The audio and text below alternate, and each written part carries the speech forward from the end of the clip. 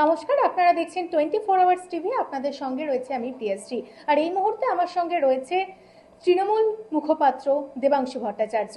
দাদা, প্রথমে আপনাকে আমাদের চ্যানেলে স্বাগত জানাই। থ্যাংক ইউ আপনাদের সকল দর্শককে নববর্ষের শুভেচ্ছা। দাদা, অবশেষে 61 বছর বয়সে দিলীপ ঘোষের জীবনে সানাই বাজলো। আপনার জীবনে সানাইটা কবে বাজবে? দিলীপদার 61তে বেজেছে মানে তো আমার এখনো প্রচুর টাইম আছে। দিলীপদা তো টাইমের সার্কেলটাকে অনেক বড় করে দিয়েছে।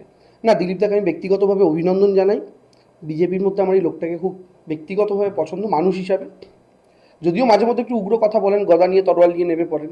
আশা করব নতুন বৌদি তার হাত থেকে তরোয়ালটা সরাতে পারবেন, সরিয়ে একটু কলম বা গোলাপ একটা তুলে দিতে পারবেন। তবে খুব ভালো লাগছে এই খবরটা পেয়ে। দিলীপদার নতুন জীবন সুখের হোক, এবং রিঙ্কু দেবী যার সাথে তার বিয়ে হচ্ছে তারা দুজনে খুব ভালো থাকুন, সুখে থাকুন। এবং সর্বোপরি এইটা তো ঠিক, বিয়ের কোনো বা প্রেমের কোনো বয়স হয় না। এটা দিলীপ দাসকে আমাদের দেখিয়ে দিলেন। একদম একদম, এবং এটা ভীষণ পজিটিভ আজকে সমাজের জন্য। অনেকেই আছেন যারা অনেক বয়স হয়ে যাওয়ার পর, দেখুন সবাই তো আর এরকম ফেমাস ক্যারেক্টার নন, পরিচিত ক্যারেক্টার নন। অনেকে আছেন যে 50, 60, 70-এ গিয়ে অনেকের ভালোবাসা হয়, কিন্তু তারা সমাজের এত বয়সে বিয়ে করব, এত বয়সে প্রেম করছি, সমাজের কাছে বলবো, তাই অনেকে লুকিয়ে রাখেন, হাইট করে রাখেন, বিয়ের কথা তো ভাবতেই পারেন না। অন্তত দিলীপ ঘোষ এই সাহসী পদক্ষেপটা নেওয়ার পর সমাজের অনেক লোকের কাছে বার্তা গেল যে ভালোবাসার বা বিয়ের কোনো বয়স হয় না। যে দিলীপ ঘোষের মতো একজন এত পপুলার ক্যারেক্টার, পরিচিত মুখ, তিনি যদি এটা করতে পারেন প্রকাশ্যে এই বয়সে এসে, তাহলে আই থিঙ্ক যে কেউ করতে পারেন। এটা একটা সমাজের ভালো দিক। আরেকটা হচ্ছে, বিজেপির যারা এই ছোটো ছোটো অর্গানাইজেশন আছে, তার মধ্যে বজরং দল, এদের কাজ হচ্ছে উত্তরপ্রদেশ, বিহার, মধ্যপ্রদেশ, যেখানে বিজেপি শক্তিশালী মেনলি, যে প্রত্যেক বছর ভ্যালেন্টাইন্স ডের দিন যেখানে প্রেমিক প্রেমিকাকে দেখতে পারবে, এরা ধরে ঠেঙায়, হাত পা ভেঙে দেয়, হাত ধরে হাঁটলে মারে। তো তাদেরকে আমি বলবো, তোমার নেতাও কিন্তু পার্কে হাঁটতে হাঁটতেই প্রেমে পড়েছে, সেখান থেকে আজকে বিয়ে।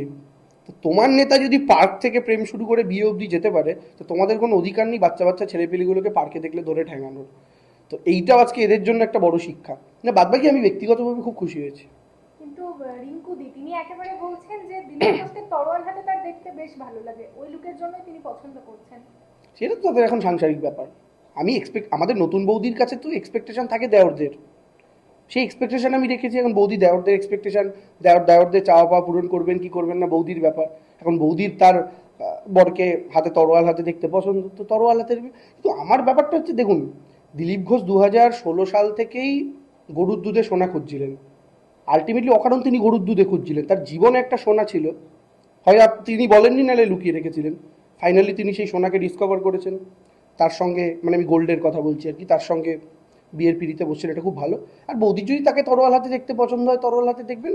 আমাদের এক্সপেকটেশন, আমরা বলেছি বাংলার একজন পলিটিক্যাল ক্যারেক্টার, তিনি হাতে কলম নিয়ে থাকবেন, হাতে বই নিয়ে থাকবেন, তিনি হাতে তরোয়াল নিয়ে থাকবেন কেন? বাংলার মানুষ তো দায়িত্বশীল রাজনৈতিক ব্যক্তিদের সাংসদ, বিধায়ক কিংবা ক্ষমতায় আনতে চায়। তো এই জিনিসটা বাংলা রাজনীতির জন্য সুখকর নয়। মমতা বন্দ্যোপাধ্যায় দীর্ঘ 40 বছর বিরোধী রাজনীতি করেছেন।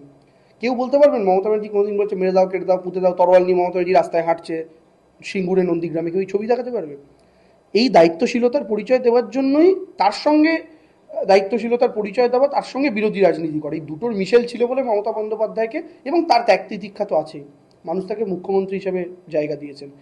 এরকম হিংস্র রাজনীতি যারা করবেন বাংলায়, ভবিষ্যতে তাদের রাজনৈতিকভাবে জায়গা হবে না।